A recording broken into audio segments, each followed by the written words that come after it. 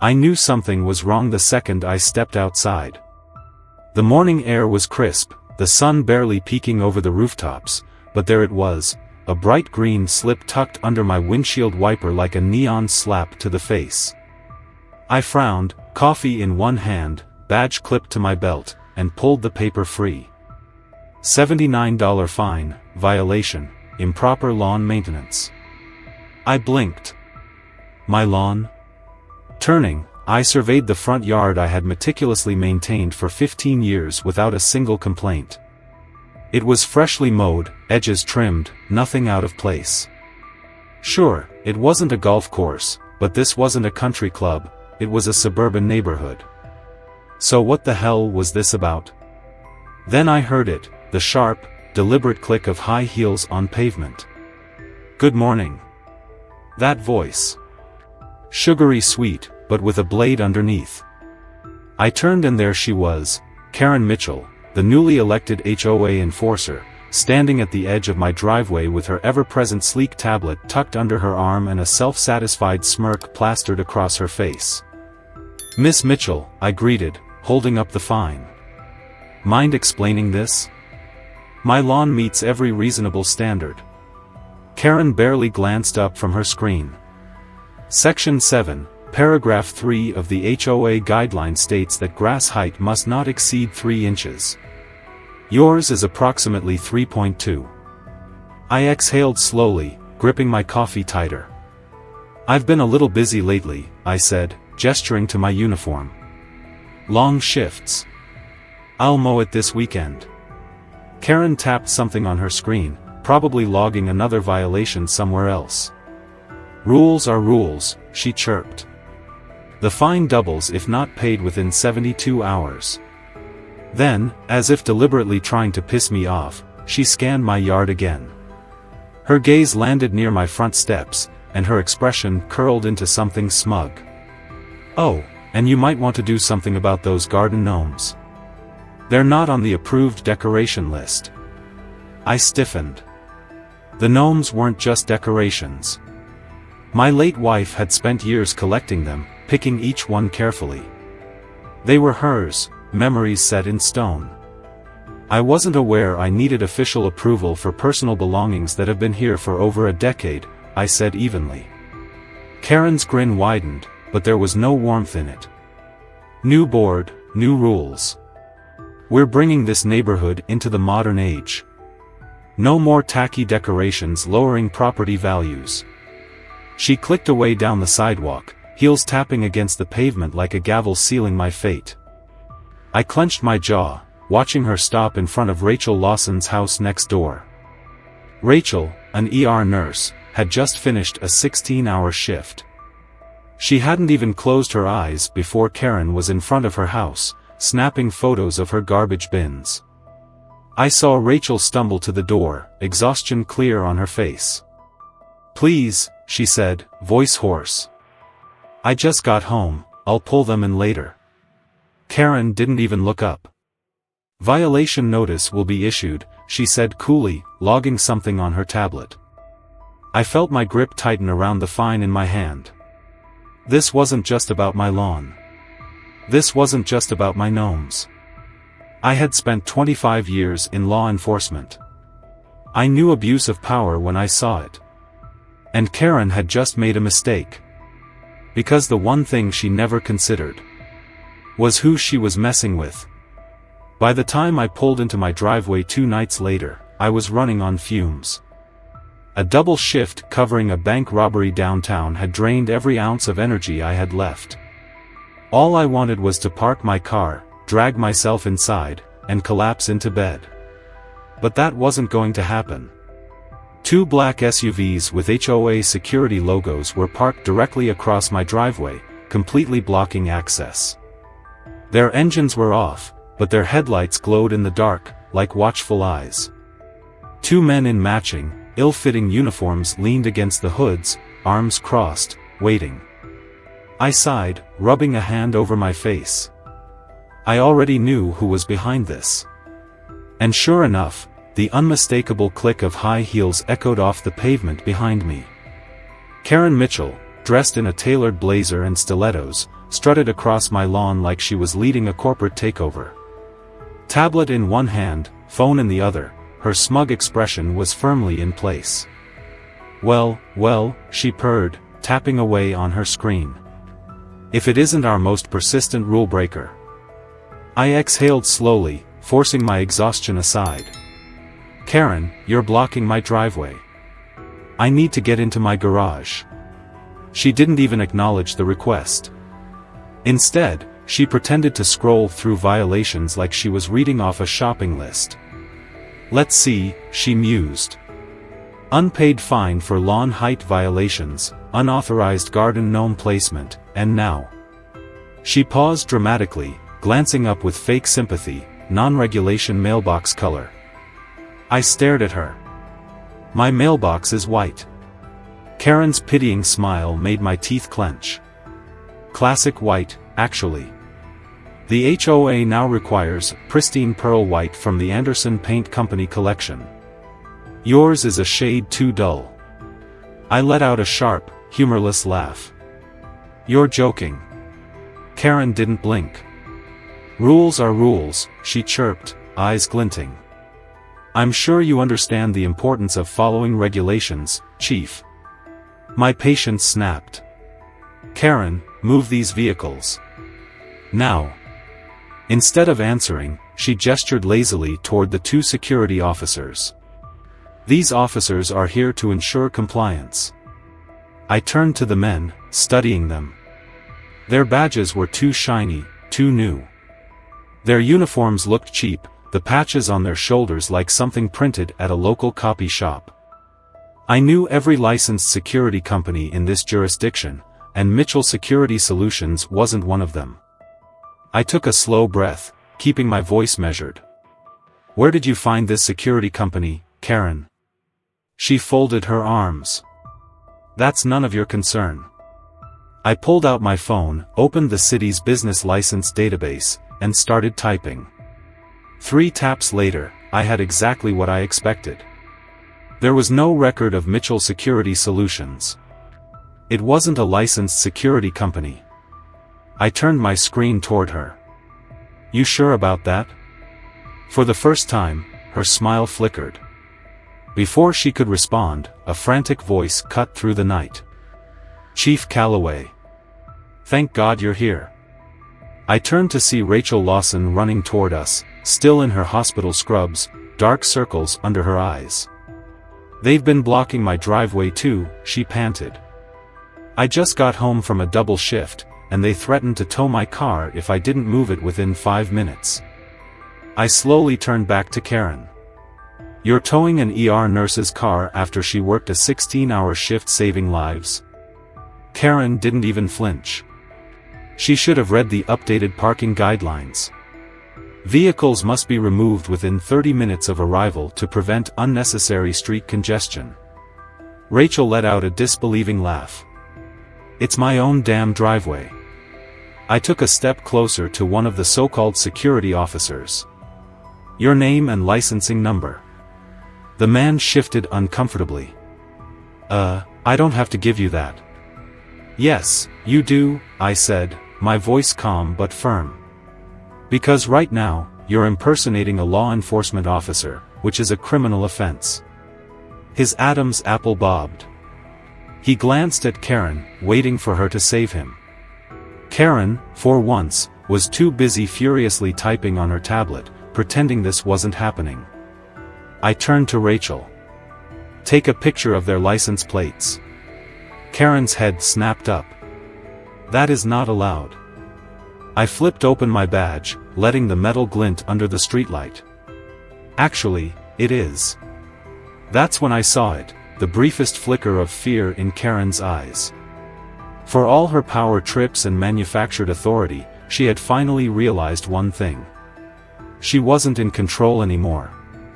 I spent the next morning in my office at the station, running on too much coffee and not enough sleep.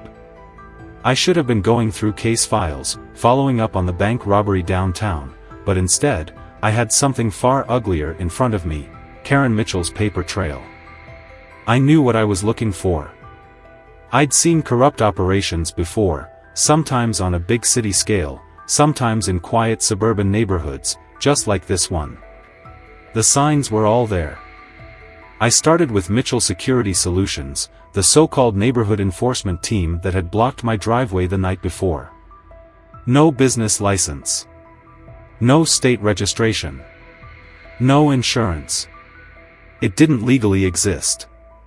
The only thing tying it to reality was a P.O. box listed as its official address. But when I dug deeper, I found something worse. The LLC was registered under one name, Todd Mitchell, Karen's brother. I leaned back in my chair, exhaling sharply. That wasn't just shady. That was a direct violation of HOA conflict of interest policies. HOA board members weren't allowed to award contracts to family members, especially not fake security companies that operated outside the law. I pulled up HOA expense reports over the last 3 months. That's when I saw it, a financial pattern that made my stomach turn. Over $180,000 in HOA funds had been paid to Mitchell Security Solutions for neighborhood enforcement. I stared at the number for a long moment. A suburban neighborhood with next to no crime had paid nearly $200,000 for fake security officers to harass residents over mailbox colors and grass height. That's when I realized, this wasn't just about fines. This wasn't even about Karen's power trip. This was organized fraud. I kept digging, cross-referencing HOA fines, property sales, and resident complaints. A disturbing trend emerged. Step 1. Homeowners were hit with excessive fines they couldn't afford. Step 2. After months of harassment, they were pressured into selling their homes below market value.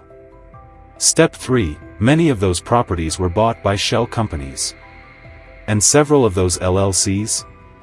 They traced right back to Karen's associates. I sat back, running a hand over my face. Karen wasn't just milking residents for HOA fees. She was forcing them out and flipping their homes for profit. And she was getting away with it. A sharp knock on my office door pulled me out of my thoughts. Megan Holt, our city records clerk, stepped inside, holding a thick folder. She looked grim. "You're not going to like this," she said, dropping it onto my desk. I flipped through the first few pages. A contract approval from the HOA. At first glance, it looked like standard neighborhood business. But when I reached the fine print, my pulse kicked up a notch. The contract authorized a land purchase agreement for the neighborhood park. I frowned. What the hell is this? Megan exhaled, arms crossed. Karen's been quietly pushing for the HOA to buy the park for community improvements. But the real kicker is here. She flipped to another page. My stomach tightened. Once the land was under HOA control, Karen planned to tear it down. Not for renovations. Not for better public spaces. She was replacing it with a private HOA office. That park had been here for decades. It was where veterans held their Memorial Day ceremonies. Where kids played after school. Where families gathered for picnics in the summer. And Karen wanted to rip it apart so she could build a luxury meeting space for herself. I pushed back from my desk, rage curling hot in my chest. This wasn't just an abuse of power. This was a full-scale operation to drain homeowners dry while turning the neighborhood into Karen's personal empire. Before I could say another word, my phone buzzed. A text from Tom Grady, the firefighter Karen had been harassing. "Chief, you need to see this. Just sent you pictures." I opened the attachments and felt my blood boil. Photos of Mitchell security vehicles parked in fire lanes. Blocking hydrants. Obstructing emergency routes. One image stood out, a security vehicle parked directly in front of a fire station's emergency exit. I called him immediately. "Tom, when was this taken?" "Yesterday," his voice was tight with anger. "We got a call for a medical emergency, and the damn car was sitting right there." Cost us at least 2 extra minutes. A 2-minute delay could be the difference between life and death. Karen's fake security team wasn't just a scam. They were actively endangering lives. I took a deep breath, forcing myself to stay level-headed. Tom, I need every violation like this documented. If you have more, send them to me. You got it, he said. Then after a pause, also. Rachel just texted me. Karen's HOA just hit her with a $300 fine for parking too long in her own driveway. I gritted my teeth. Karen wasn't backing down. She was doubling down. And that meant I needed to shut this down, fast. I spent the rest of the afternoon building my case. Public records, property sales, fraudulent fines, fake security enforcement, every single violation, manipulation, and abuse of power. By the time the sun set, my desk was covered in evidence. Karen thought she was untouchable. She thought she could bully, intimidate, and fine her way into total control. But she was about to find out exactly what happens when you push the wrong person too far. The HOA emergency meeting was scheduled for 7 p.m. sharp, and I made sure to arrive early. I wasn't just coming as a resident tonight, I was coming as a man with a case. Karen had called for a community vote on her proposed security expansion plan, an attempt to push for more guards, more cameras, and higher enforcement fees for repeat offenders. In reality, it was nothing more than a last-ditch effort to tighten her grip on the neighborhood before her scam unraveled. The community center was packed. More residents than I had ever seen at one of these meetings filled the room, whispering in hushed voices, throwing uneasy glances at the front table, where Karen sat, calm, collected, and dressed for a victory speech. Navy blue power suit. Pearls. Blood-red nails. To her left sat Todd Mitchell, looking just as smug as his sister. He was Karen's enforcer, her financial puppet master, the one funneling HOA funds through his fake security company. Around them, a handful of their hand-picked supporters, board members who had benefited from her scams. But most people in the room? They weren't here to support her. They were here because they were tired. Tired of fines. Tired of harassment. Tired of Karen. Karen tapped the microphone, flashing her practiced, politician-like smile. "Good evening, everyone," she began, her voice dripping with false warmth. "I know some of you have concerns about the recent security measures, but I assure you, everything we've done is for the good of this community." A few half-hearted claps. Not many. She continued, flipping through her prepared notes. "We have to maintain our standards. Property values have gone up since these rules were enforced, and thanks to our new security patrols, crime is down 15%. I stood up, loudly. "That's a lie." The room went silent. Karen's eyes snapped to mine. "Pardon me, Chief Calloway," she said, her voice still controlled, but there was an edge of unease. "This is a resident discussion, not a law enforcement hearing," she continued, forcing a laugh. I ignored her. "Before we vote on handing over more money to your fake security force, I think everyone here deserves to know exactly where their HOA fees have been going." I walked to the front table and set my thick binder of evidence down, flipping it open for everyone to see. "First," I said, turning toward the crowd, "let's talk about Mitchell Security Solutions." I clicked a remote. On the projector screen behind me, a state registration document popped up, completely blank. "Many of you have had your cars blocked, your driveways obstructed, even been threatened by these so-called security officers," I continued. "What you don't know is that this company is not licensed, not insured, and not legally registered with the state." A wave of murmurs rolled through the crowd. Karen forced a laugh. "This is absurd, Chief. You're overstepping." I clicked again. Another document filled the screen, proof that the owner of Mitchell Security Solutions was none other than Todd Mitchell. "Not only that," I continued, but the owner of this company is your brother, Todd Mitchell.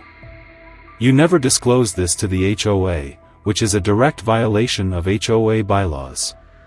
Gasps. You mean the guys harassing nurses and firefighters don't even have real credentials? A voice called out. Karen's smile was officially gone.